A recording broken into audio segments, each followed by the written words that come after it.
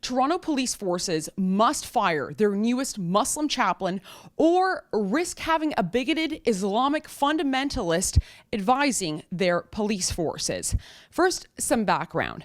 Toronto Police Services has a volunteer chaplaincy program. It's made up of about 15 different volunteer chaplains from different faiths.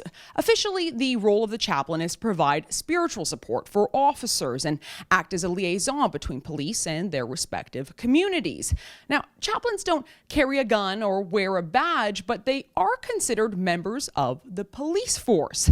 But it's the force's newest Muslim chaplain that's sparking outrage from well outside Toronto city limits. Meet Muslim Khan. Born in Saudi Arabia, Khan now lectures in Toronto's Muslim community on subjects like Islamic law and marriage.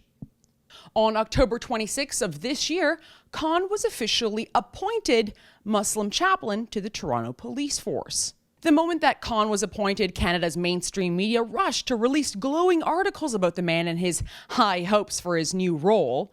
In those articles, Khan expressed excitement about being able to offer authentic explanations about Islam and the Islamic community to members of Toronto's police force.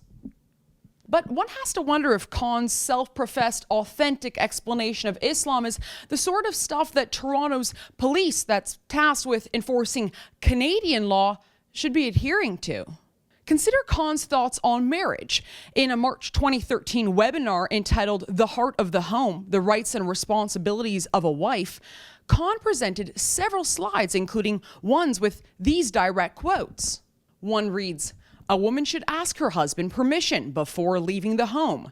She should take care to seek permission from her husband before going out of the home that he has provided for her." So according to Mr. Khan, a woman requires her husband's permission to leave her house. Seriously, apparently Mr. Khan didn't get the memo when he left Saudi Arabia that Canadian women don't need permission to leave their homes, just like they don't need permission to drive a car or get an education. Yeah, but according to Mr. Khan, a woman's subordination runs much deeper than just getting permission slips to leave their own homes. Mr. Khan's instruction on wifely obedience applies to conjugal acts as well. According to Mr. Khan in that same lecture, a wife should not withhold sex from her husband unless she has a, quote, valid excuse, to which Khan provides examples of sickness or obligatory fasting. Actually, no, Mr. Khan. Women in Canada are not required to have sex with their husbands pending a doctor's note. Canadian women are free to abstain for sex for any reason.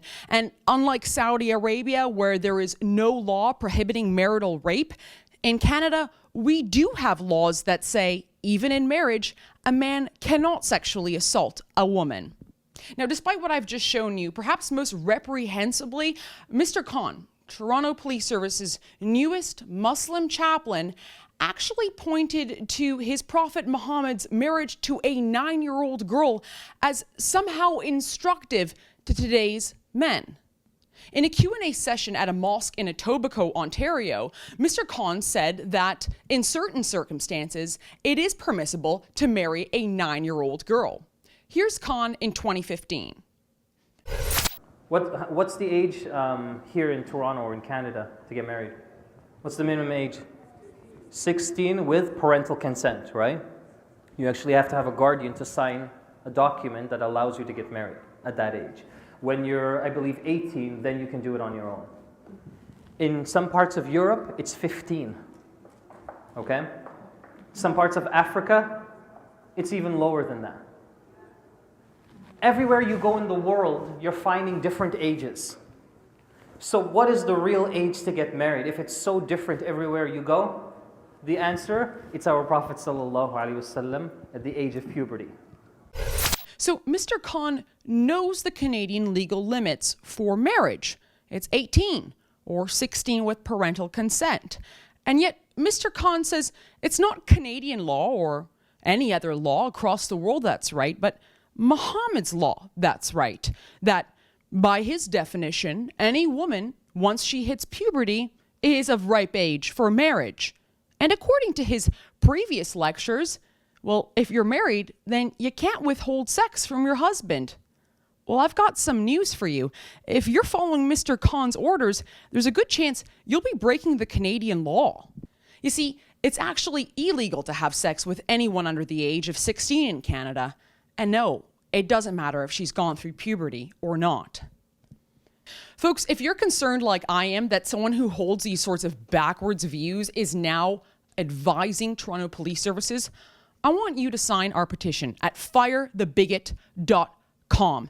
Tell Toronto Police Services that we don't care that it's a volunteer position.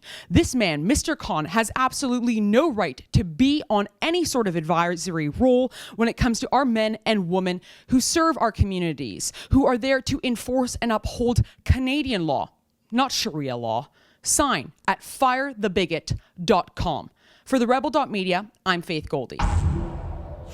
Like what you just saw? Well, we have a lot of news you can use. If you want to get updates regularly, click below and subscribe to our YouTube channel.